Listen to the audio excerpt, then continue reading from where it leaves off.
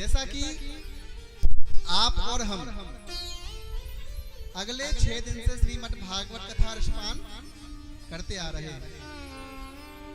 आज श्रीमद् भागवत कथा का अंतिम एवं सप्तम दिवस है, क्योंकि कथा का कभी अंत नहीं होता। हरि कथा सर्वत्र समा। ये सत्संग रूपी जो ज्ञान है, ज्ञान का कभी अंत नहीं होता। तो आज श्रीमद् भागवत कथा का कौन सा सप्तम दिवस है, अंतिम नहीं।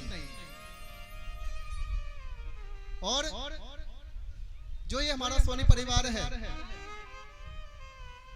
जिसमें शिव कुमार जी सोनी, मदन लाल जी, नाथुराम जी सोनी एवं सारा मांडन परिवार, ये धन्य है, इनका कर्म है।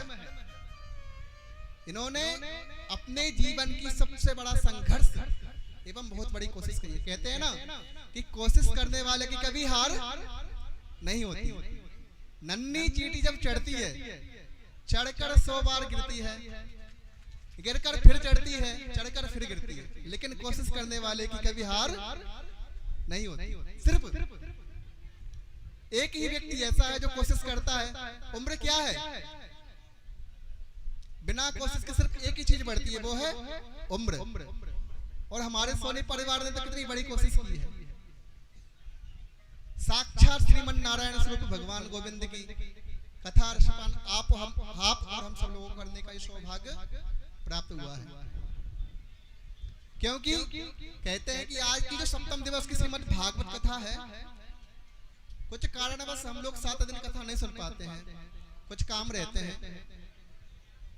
तो अंतिम दिवस की जो महात्मा की कथा होती है, उसको श्रवण करने मात्र से ही हमें 7 दिन की कथा का पुण्य प्राप्त होता है, सिर्फ महात्मा की कथा सुनने से। क्योंकि श्रीमद् भागवत क्या है? श्री यानी क्या होता है? मैया लक्ष्मी का स्वरूप। श्री यानी मैया लक्ष्मी जी। लक्ष्मी की आवश्यकता सबको होती है, क्योंकि यदि लक्ष्मी नहीं होगी तो हम धार्मिक कार्य कैसे करेंगे? बिना पैसे के कोई भी कार्य करना संभव नहीं है। तो धन की सबको इच्छा होती है। श्री यानी लक्ष्मी, ठीक है, लक्ष्मी हमारे पास आ जाती है, लेकिन लक्ष्मी भी इतना आना चाहिए कि हमको अहंकार ना हो। श्री माँ यानी क्या होता है? मद। जब लक्ष्मी रहती है तो संभवतः ज्यादा नहीं तो कम अहंकार अवश्य ही हो जाता है। माया ने मद। अब अब जब मद अहंकार होगा तो दुख दोष भी रहते हैं। भाई व्यक्ति अहंकारी कितना समय तक रह सकता है? उसका भी अंत होता है, अहंकार का भी अंत होता है। श्रीमद, ठीक है, अहंकार का अंत हो गया। अब अंत होने के बाद में क्या आता है? भा। अहंकार का अंत होने के बाद में मन में भक्ति प्राकृत का उत्सव होता है। अपन लोगों ने कितना भी कर्म कर लिया, कितना बुरा कर्म कर लिया, कुछ भी कर लो, लेकिन बाद में पछताना पड़ता है।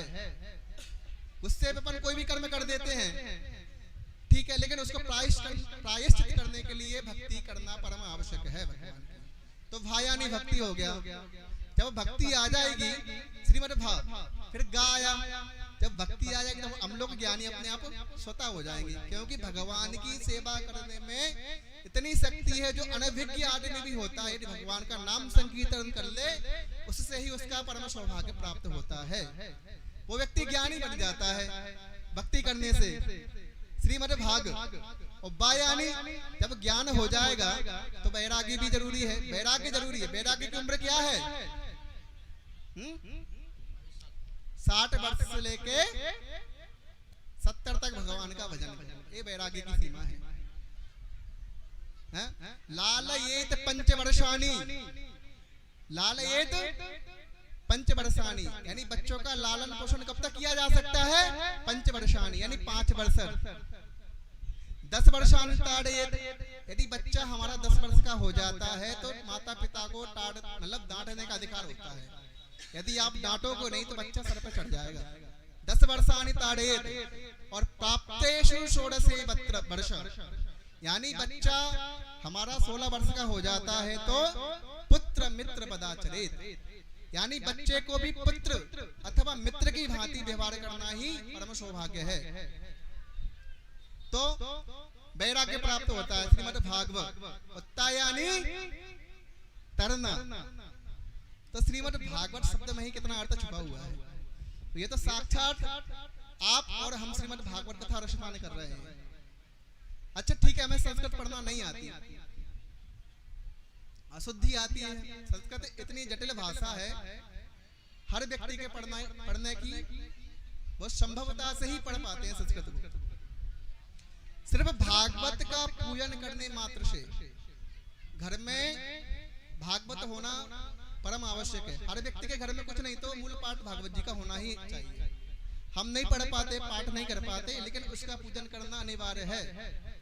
सिर्फ पूजन करने से ही हमारे घर के दुख रोष खत्म हो जाते हैं। ऐसा साक्षात उसमें दिया है, साक्षात कृष्ण एव ही, यानी श्रीमन नारायण स्वरूप क्या है? श्रीमद् भागवत। और श्रीमद् भगवत गीता क्या है?